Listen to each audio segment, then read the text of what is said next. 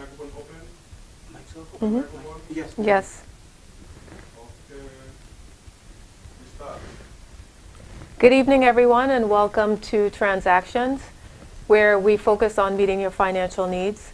This week's episode will focus on real estate development and design.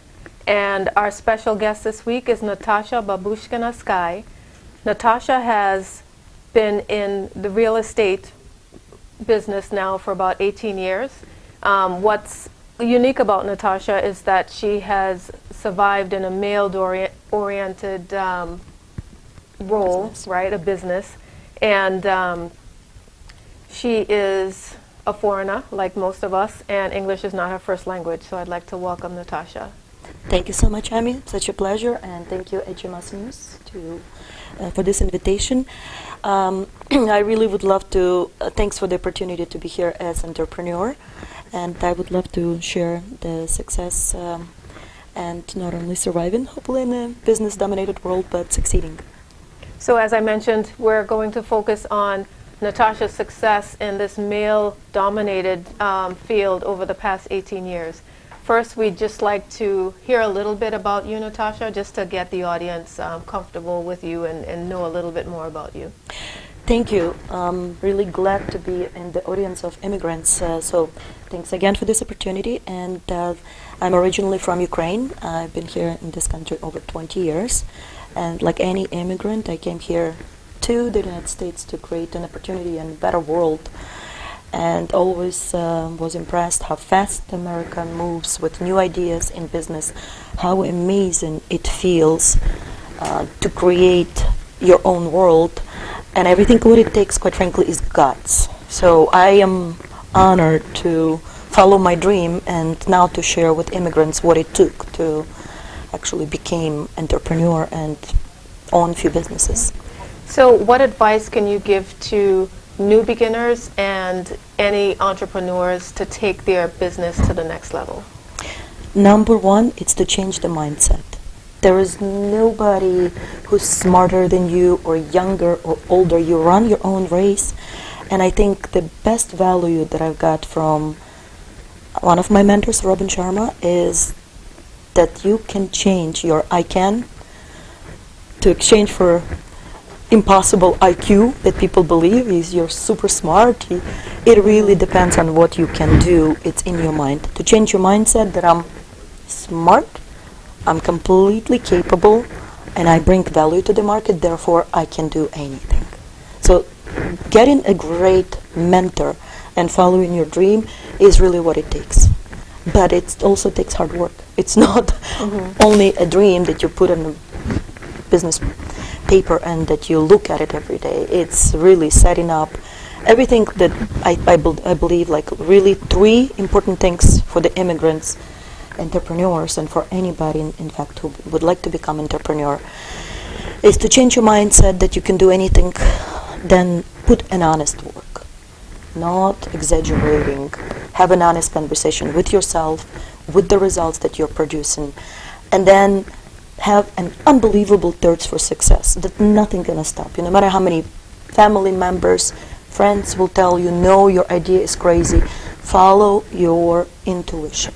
That is really what it took me out of toughest moments in business, which we can talk about it. It's not all that, sunny. There are some dark days in business. So just really following your dream and putting in the work behind it, not just saying I have a dream and not seeing it come to fruition by a lot of hard work. Yes, and educating yourself. If you want to be the best in the field of organic food or real estate or finances, you also have to follow incredible people who are good at it. So you basically model the behavior of the best entrepreneurs in the field. So you don't want to invent the bicycle. However, you do want to become unique and irreplaceable, which we'll talk later about it. Okay.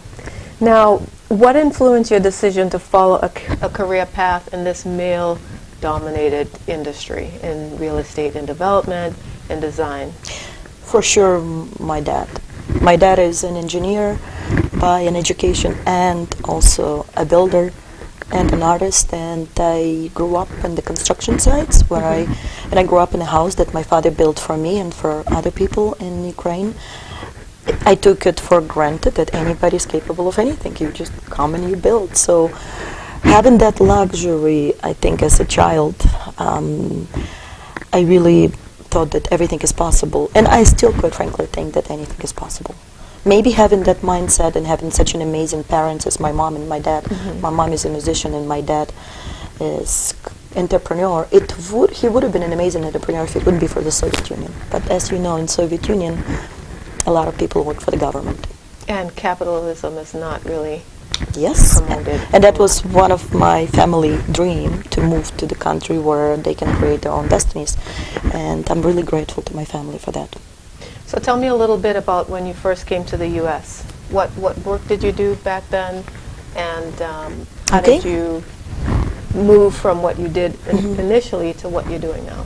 Thank you. I entered Kiev University when I was 16, and quite frankly, I always wanted to be an architect or designer, but at that time, women were not accepted in the School of Architecture. Not only in Ukraine, I bet 50 years in Boston as well, which you wouldn't know that even Boston Marathon, women did not run it 50 or 60 years ago. So at that time, I'm not that old yet, not 50, 60, however, even 25 years ago, it was really hard for women to create design because there was no interior design. So I applied to one school of color in Austria, and my paper went through. However, it was impossible to pay for the education. So my first degree is in journalism. Right after the journalism, I was able to work for the American radio, Liberty. And at one point, I moved to United States for the better opportunity because political system was crumbling that, and the Soviet Union broke up, and a lot of immigrants moved away from Soviet Union, flew. And luckily my parents, thanks to my dad, who is an incredible artist and engineer, he has the skills of painting murals in the churches. A lot of church invited him for work, not for religious reasons, but for work. And because of that, I was able to immigrate to the United States, and I made a dream that eventually I will work my way to work for myself. I didn't know at that time what it will be. Because my English was not that great, I couldn't be a journalist. I had to start over. So obviously the journalist gives you the social skills. So I was thinking, what am I really great at besides design and journalism, which I love this profession. However, the language prevented me, and I decided to first study the language that at least I could feel that I can communicate clearly in business, because communication is number one, the key in any business. Number two, I will eventually follow my dream to go to an architectural school and study design. It took me 7 years. I started working as a salesperson for UPS. Then I made my way to the management, and I loved UPS, they loved me, but it wasn't my dream. So at one point I took the bullet, or Hit the bullet. I hit the bullet and got the guts to go to architectural school at night. That was not an easy 3 years of my life, because going to architectural school at night from 7 to 11 to Boston Architectural Center, on top of being an account executive for international account executive in UPS, from 8 to 5, it's probably your social life suffers, if you can imagine. I bet you had no social life back then. Luckily, there were some weekends, but it was really tough. Absolutely, probably the toughest time, like for gaining the skills and juggling the balls. But it also teaches you management of time. So I've made a clear plan. After 3 years, I will quit UPS. And nobody really knew about my plan. I followed my dreams. And as soon as I finished architectural college and gained my degree in design, I decided, now I'm going to be a designer and I'm going to start my business. It is not that easy to drop from a huge salary and wonderful steady career in UPS and then go to a much lower revenue. And the reason is because as a typical entrepreneur, I undercharged my clients. Not because I didn't value myself in the beginning, I had no business skills. I jumped into design assuming that I will charge correctly my clients. However, that was not the truth. I undercharged at first. Then it took me quite a few lessons to learn how to business do it the correct way, how to charge clients correctly, and how to be successful. Again, get back on a horse where finances match your level.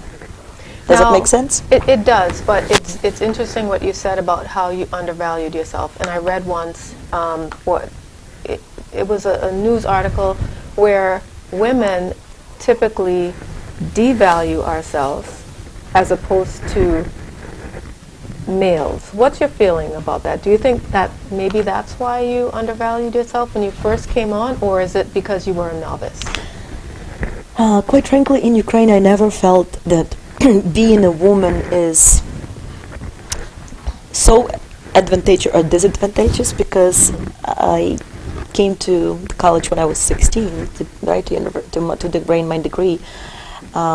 When Soviet Union had a very different roles, we had a lot of women who were successful doctors or writers or attorneys. Of course, it was not as obvious as in other countries. However, having a strong family, I think it was my advantage. So that was never the reason why I undervalued myself. The reason was my lack of knowledge in how to do the business right. So undervalue yourself comes from the mindset. My mindset was, I'm a great designer, and I'm going to charge for now a little fee so that clients would come to me.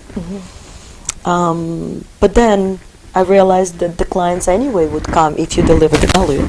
So I started shifting my mindset. Started taking more classes, more education, more mentors, and I would recommend for any entrepreneur to have a mentor, because we all have blind spots. It's almost like if you'll ever have a great coach and in sports, right? Sports coach, you would definitely work harder if somebody's watching you, right? That's true.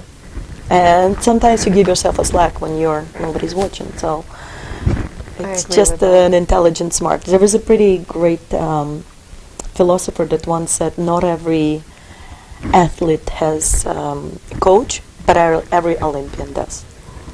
Well, thank you. We'll take a brief break, and we will be back shortly. Thank you. Are we doing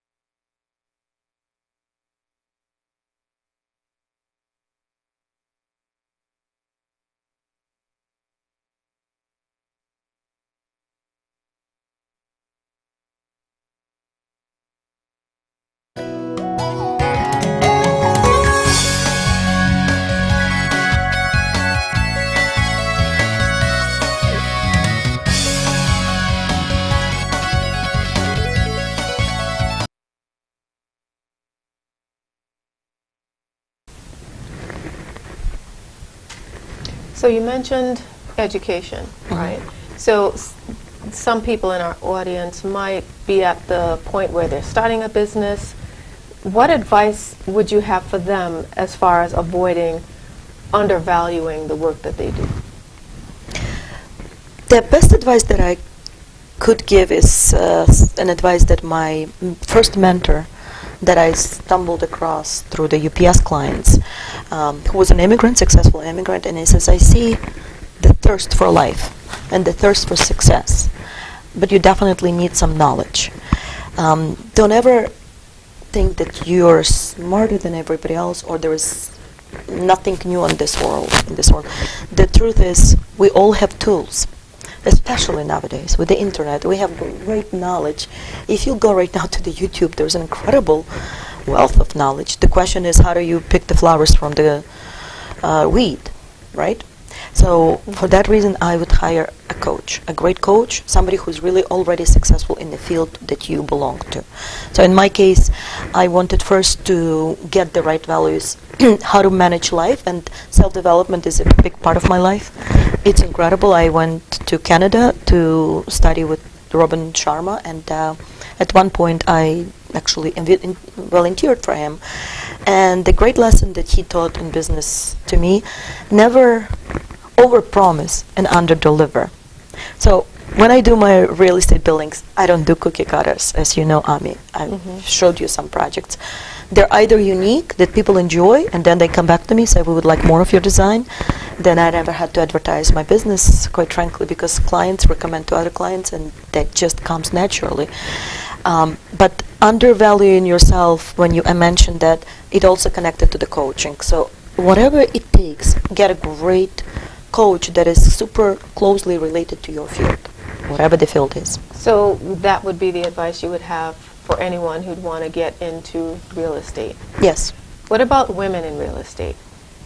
As Are there any differences between, general advice versus any Yes. obstacles that you face when you first Yes. tried to break into this business? If you can just give some examples of some specific stories of.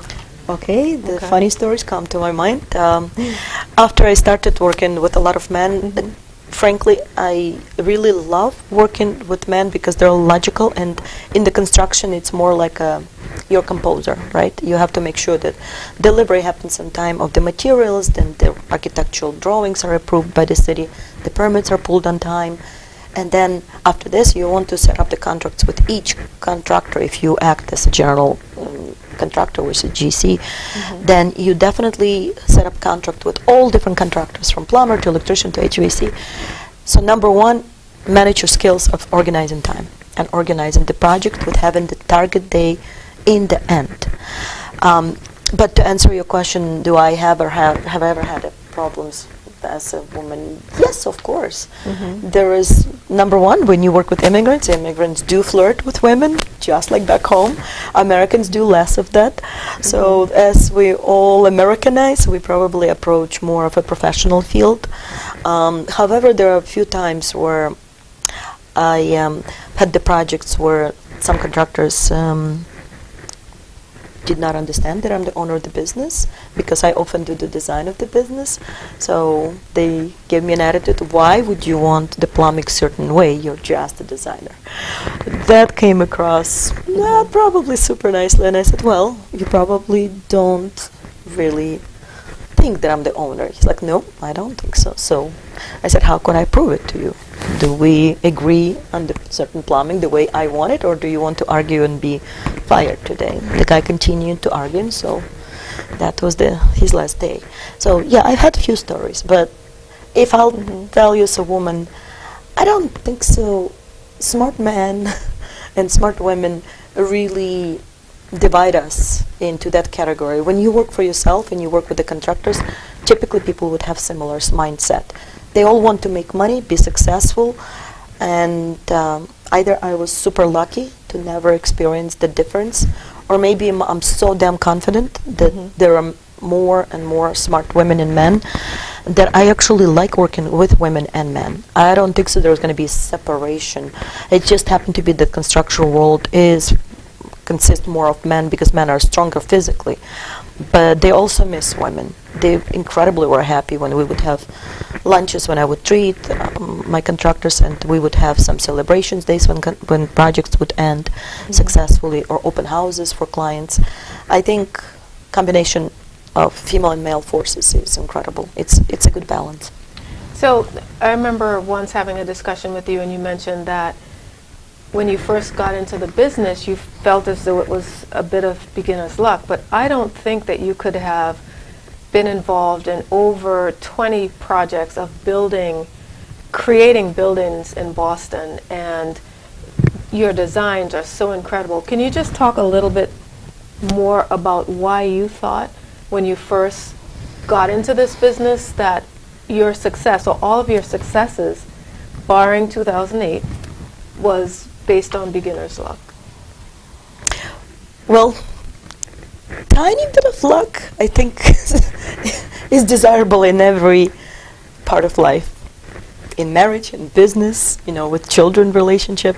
I think I got very lucky at the first project. I started building right away in Boston on the main street 6 units. I picked it up, the architectural drawings that were dropped off by the previous developer for whatever reason their partnership did not work.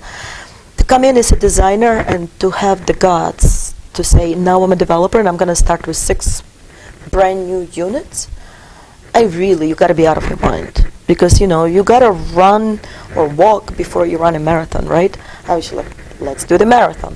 Why wait? I had no idea what I was stepping in. But by selling all the 6 units at the beginning gave me a great win and a great confidence. Sure, I can do it. Why not to do now a few projects per year? Sometimes be careful what you wish for. Then I understood that it's not only beginner's luck, it's a very careful planning of what your team is capable of. What are you capable of? Are you going to get up every morning at 6 a.m. and do the job? Because if you don't get up at 6 a.m., I think you're already late. That's why I've changed my habits. First, I took the wisdom from Robin Sharma and Tony Robbins. They're incredible mentors, I think, for anybody. I would highly recommend for entrepreneurs to visit their seminars and see them in person. They're just incredibly authentic people. So a bit of a luck is helpful. But the luck, on pure luck, you're not going to do the project, if it makes sense. It does, it does. And you mentioned earlier how initially when you started off in the United States, you started working with UPS and you worked your way up to management. Would you say that your experience at UPS helped you in any way as a developer, as a designer, and if so, how? Absolutely. The management of your time is so important. The management of your paperwork, and quite frankly, I am not the best in keeping paperwork. And when you're a developer, your bills accumulate. And then you come into the project, you love design, you love designing the kitchens. I'm striving every time I get up and I sing I'm happy, right? That I'm going to see the project. Every time I come in and I look at my table, I'm like, this is not my favorite part of the job. So this is where I'm actually not good. So luckily, throughout my career, I was able to get help. And of course, I don't do my taxes on my own. And I would highly recommend, after working at UPS, I've learned how to delegate. So delegation is the big key. So yes, the answer is it absolutely helped me to get my career as a developer. Now, I know a lot of new businesses struggle with building their customer base, and it seems like like you said, you ran a marathon immediately, right? You did the 6-story unit. How did you build your customer base after that? How did you continue going on for the past 18 years? Yeah, you would think after running a real Boston Marathon, I would learn not to run away. Luckily, I trained for the real marathon.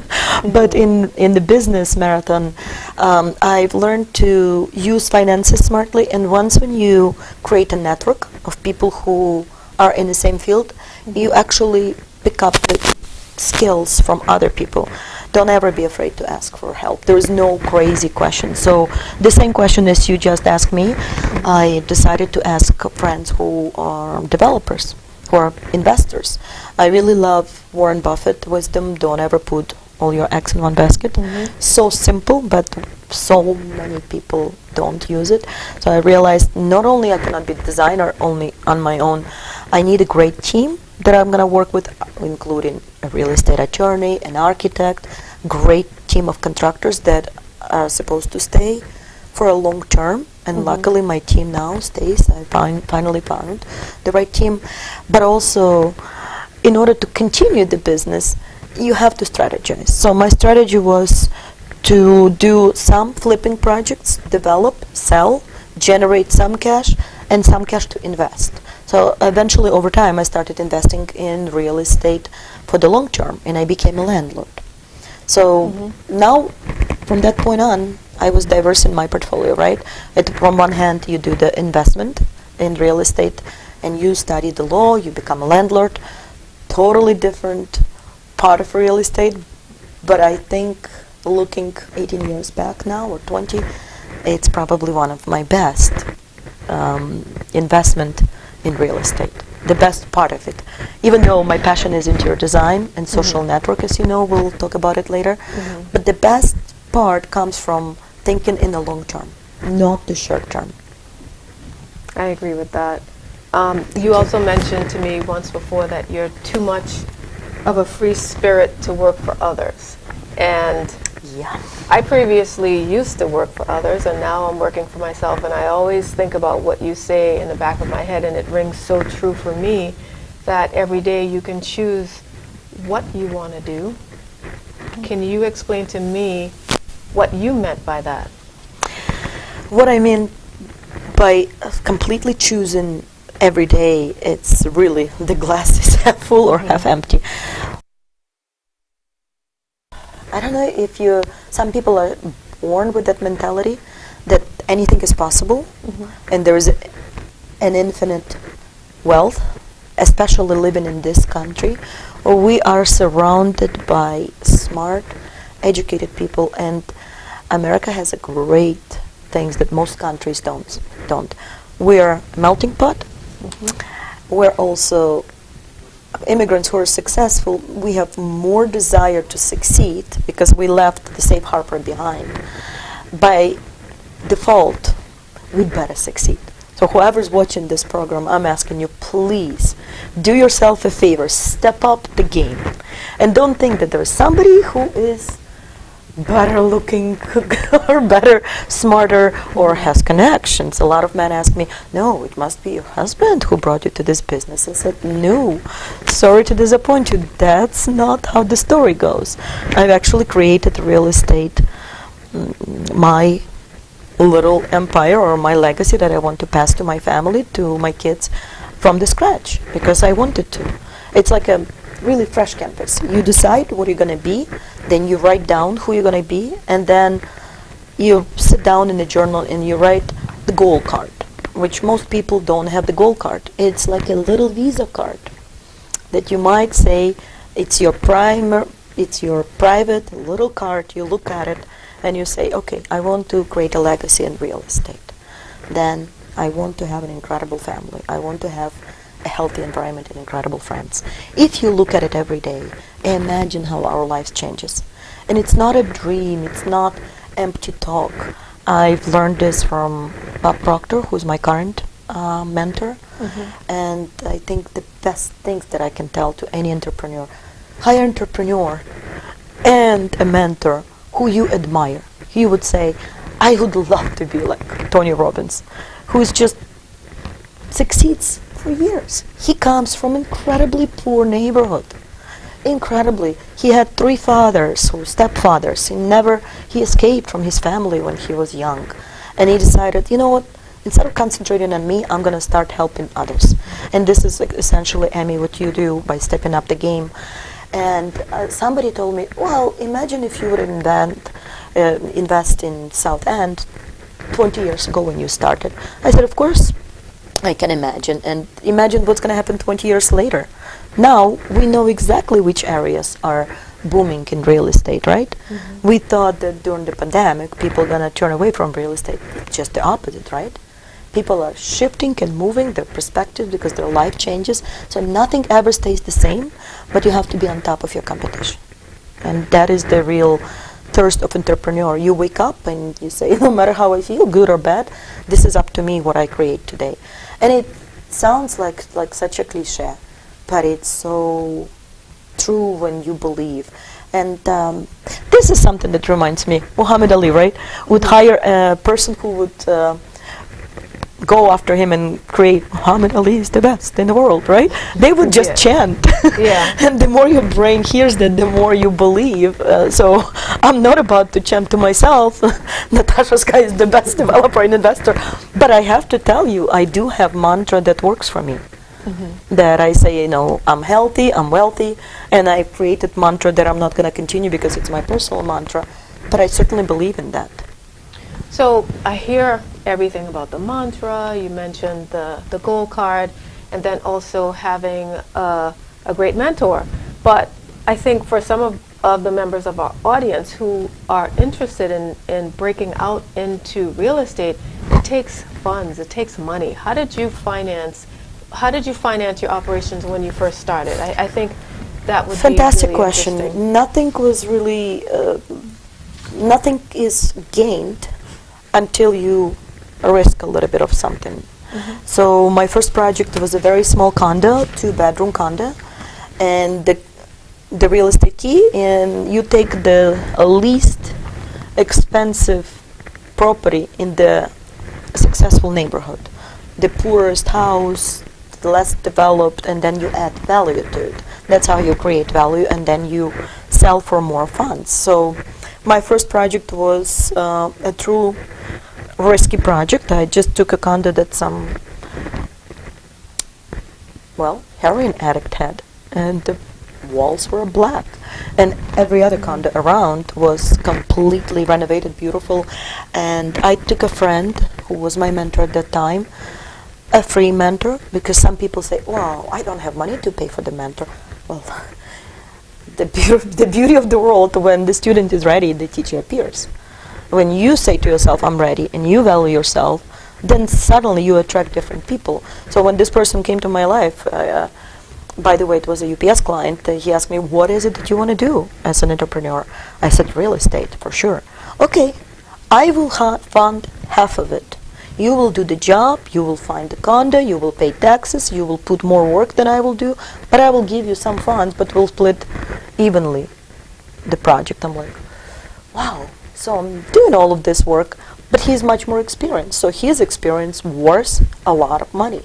And I'd rather partner up, quite frankly, with a very successful person than with somebody who doesn't have any experience at all, but he was paying forward as an immigrant.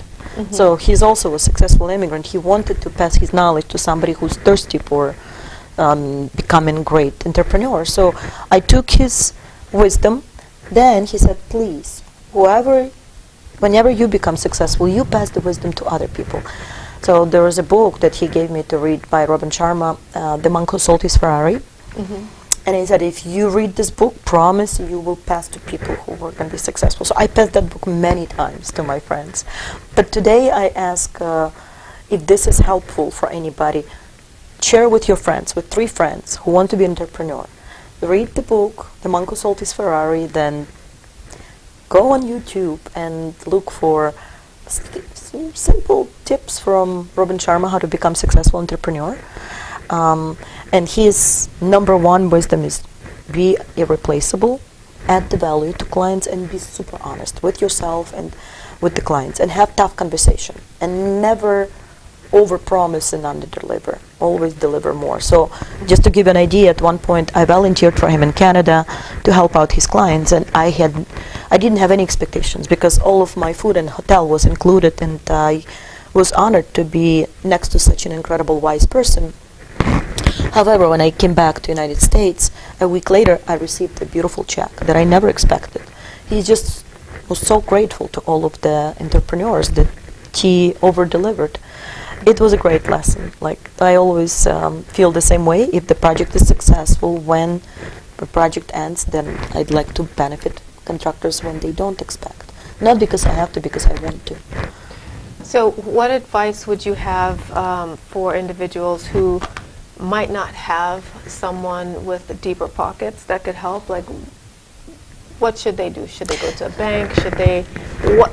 Okay, I mean, I didn't have the big pockets. Let's put it this way. My first project, maybe 15, 17 years ago, was a small condo that everything what I needed is $10,000.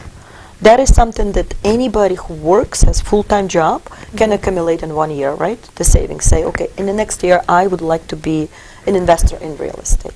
And then partner up either with family member or, which is probably dangerous, not every family member can be as thorough and relationship can prevent, or with a friend, or with a mentor, or simply go to the free seminars in real estate and say, I'm new, I'd like to get a mentor in real estate. So I would recommend to go to meetups for the real estate and gain knowledge, then actively search for somebody who wants to invest with you, or actively search for somebody who's already successful and then partner up with them. And then I invested $10,000, and right away, 3 months later, I turned it into $40,000 profit for me and for my partner, 40. So it was really a project of $10,000 investment. At that time, for their small condo in Melrose, Massachusetts. So that's how it is. It's not an incredible, but then how you turn rather, you make more money, you add to the next project. The next project becomes a little bit more, you turn into the next. If you decide to invest as a real estate developer, then you invest into a long-term investment. And once when the house is appreciating in value, you take the home equity line and you move it to the next project and to the next. So it grows nicely like a snowball, hopefully. Not the snowball, maybe like it ages like a good wine. It could be positive or negative. Absolutely. Right? Rolling down a hill. Maybe becomes a good expensive wine and it rises in value. So then, I've seen a lot of your projects, and I know, unfortunately, we don't have pictures to show here. If you can just tell me which project was your favorite project and why? That's a great question. One of my unique projects when I was a designer was a church in Somerville that was turned into condos. And there was a great professor and his wife, and they're Lebanese, and they wanted to create a beautiful, fun project for their children. They had few girls into a tower. So there was a huge tower inside of the condo, inside of the church, and I created this into a climbing, like a rock climbing tower, but also the girls on the top could drop the flowers, and the boys could sing the serenade. It was a really nice project, but my favorite for the design, probably I like the most contemporary design. So my latest project in East Boston flows nicely, and I created a beautiful roof deck, but out of the new materials, something that we spoke with you, like you want to be innovative. After I put that project in East Boston, then other developers started copying. That's a great compliment, I think. And I've used unusual materials like glass panels in the shower, something that people, or floating, water fountains that looks like it's more natural materials implemented, but still yet contemporary and innovative. So that's my favorite project, probably. And which one was your least favorite project? The least favorite project was the one that I was building in West Roxbury. It was a big wait from the city to approve the land and the 3-family project. I had to wait for the whole year, and I was paying mortgage on the land and taxes, and it's simply because one of the neighbors opposed the view, that I was blocking their view on the soccer field, which is, as you know, in the city of Boston, you don't own the view when you live in a city. However, that the city did not listen to the neighbors, so the neighbor sued the city, and they were in a legal case for a while, and my project was simply put on hold. I think waiting for entrepreneur to start building up was like my hands were itchy. I could not believe that I was put on hold because of the because of the legal case of 2 parties that I was not directly involved. So, but it also gives you a lesson to learn, be patient, that not everything runs as smooth as you want. You really need to be patient. And I know you mentioned to me once that you can really just, on the internet, you don't have to go there. You can look at a project and you can know whether or not it makes sense for you to, whether or not it'll be feasible for you to invest in that project, whether or not it'll be most of the time profitable. What is your from my secret perspective? with that? So what do you look for? So the answer would be knowledge and experience. You cannot replace experience with anything else. The numbers would define the comps. So if there is local numbers and I could see what is around the value that I need to be, if I can see that the property that is for sale is too high, then I know that the owners most likely would not be ready when it comes in the market to negotiate to where I need to be. Some properties are in a good shape. The condition of the property, of course, when you buy any project, I prefer to look at them. I know a lot of developers at the point where they buy overseas, they have advisors. I love to see the projects, and I love to make beautiful projects out of them, and because lately my projects are related to the long-term investment. Especially, I want to make sure that there is no foundations incorrect, that it's a good neighborhood. But coming back to your question, it really depends on the numbers, that simply what's the investment is going to be like, what's the cost of the project, and what's the duration of renovation. It comes with experience. Yeah. I didn't have this ability before when I started investing in real estate. What about budgets? Can we talk about budgets? What's your approach Budgets, to that? love budgets and funds. I know you don't love paperwork necessarily. No, I don't like paperwork in the matter of or probably organizing receipts and being super good at it, but I do like projects when the contracts are correctly done.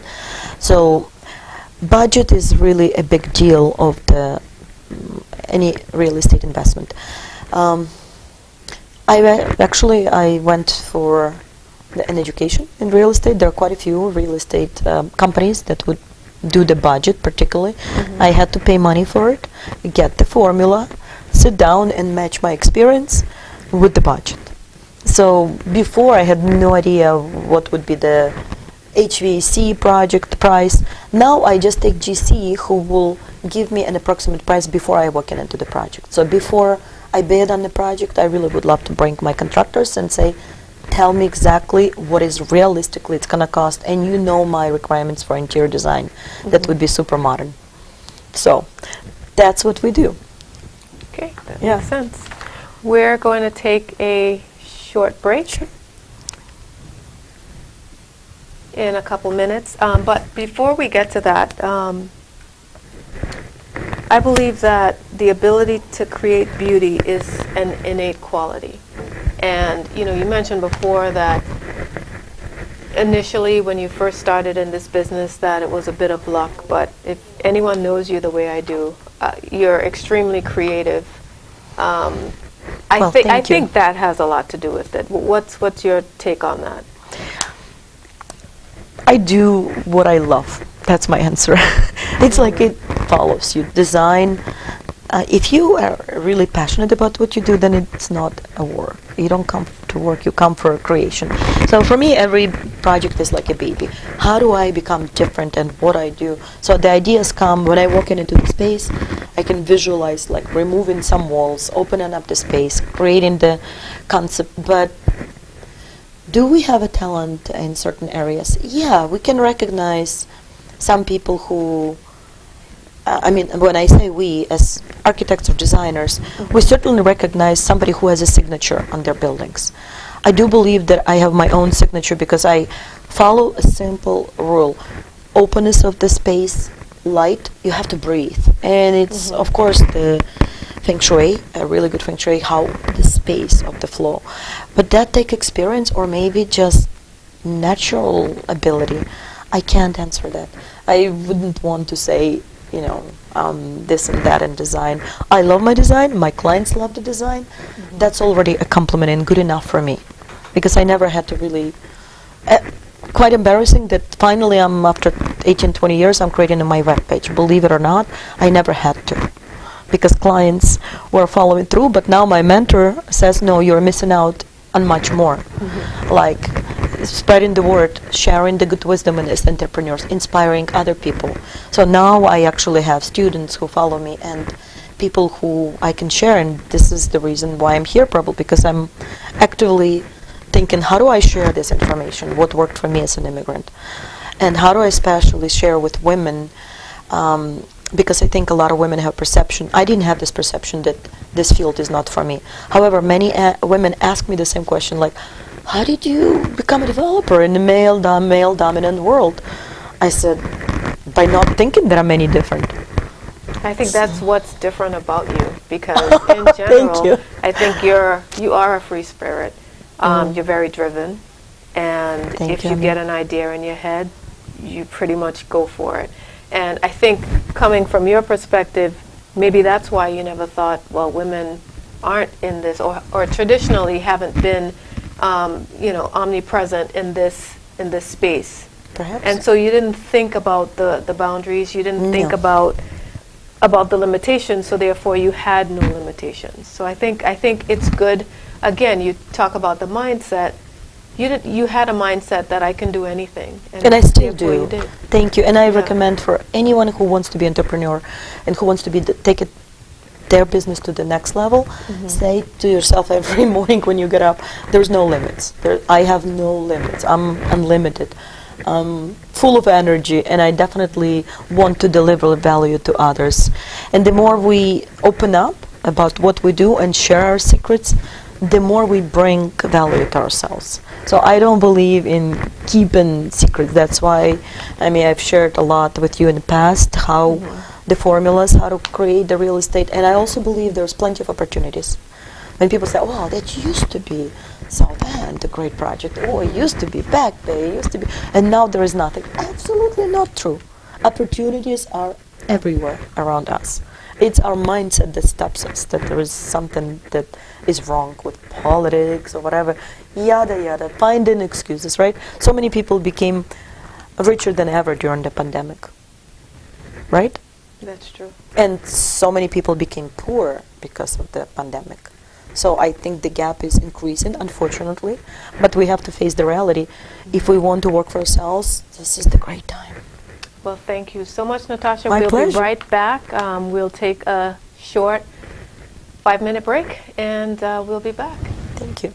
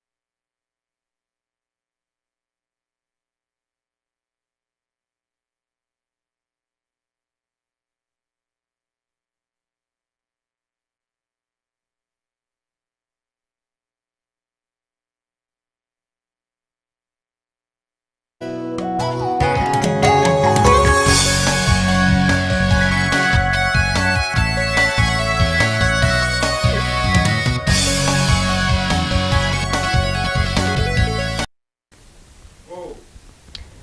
Welcome back to Transactions. This week's special guest is Natasha Babushkina-Sky, and we're just going to continue our conversation. Natasha has been in the real estate development, and then also interior design space for about 20 years now.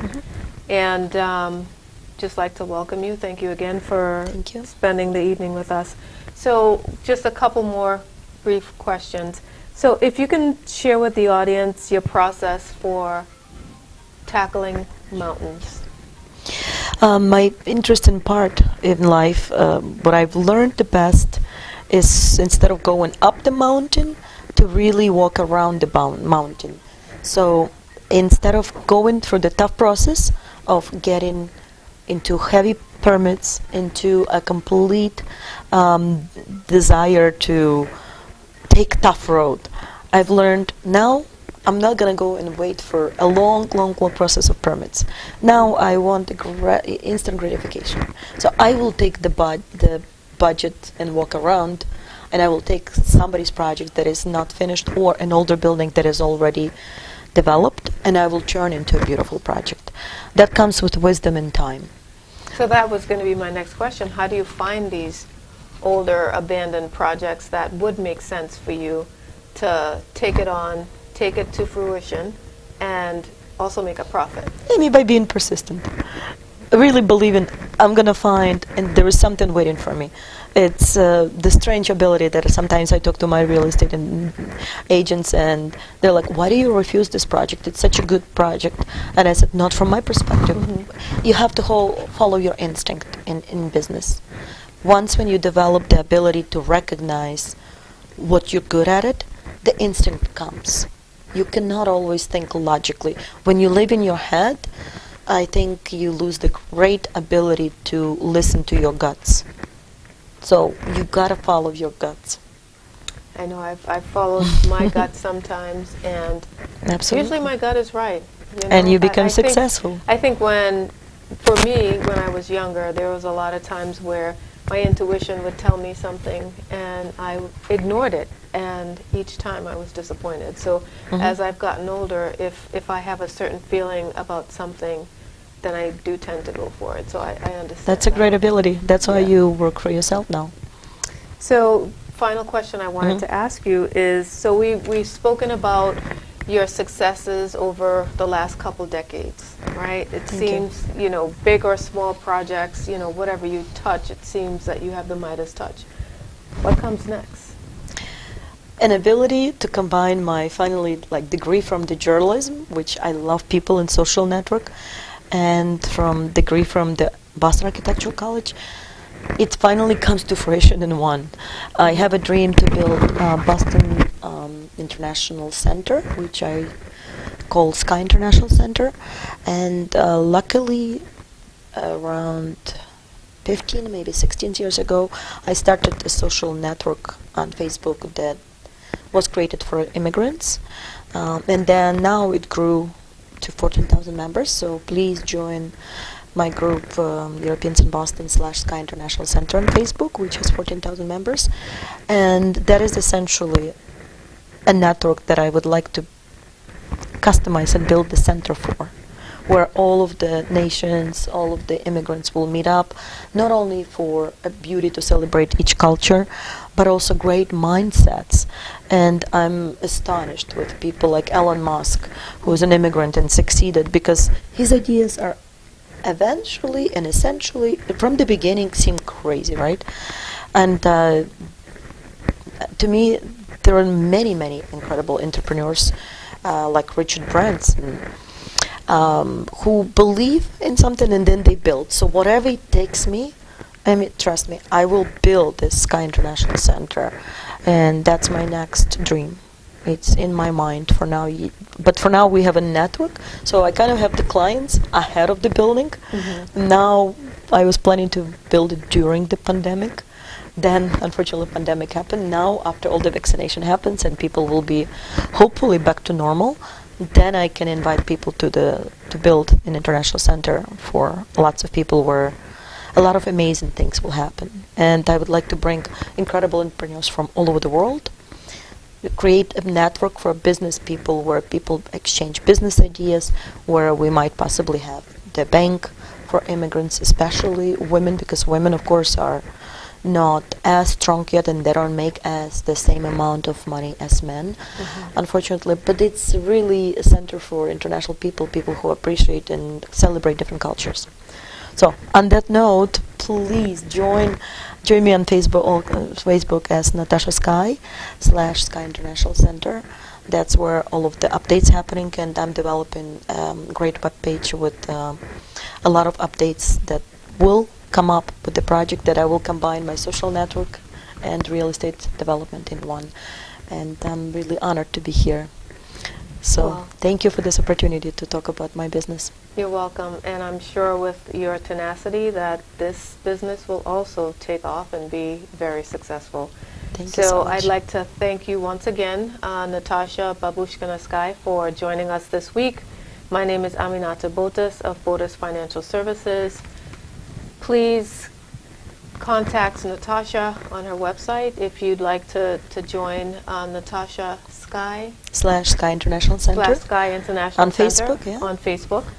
If you have any questions, feel free to email me at mybfservices.com. Any questions finance related? As you can see, every week I try to make the show interesting by having anyone on board that is somehow connected to finances something to help you grow. It might be a dream that you have today that could come to fruition tomorrow. Just like Natasha's dream when she first came to the U.S. of being in real estate, being a designer, and she's done that and then some. So thank you, everyone, and we'll see you again next week. And on the last note, Amy, if I can offer any mentorship to answer any questions for your audience, I will be honored to let them contact through Facebook, and I will set up some time to share my experience. Thank you. Thank you so much. Thank it's you a pleasure. all. Bye-bye. Bye-bye.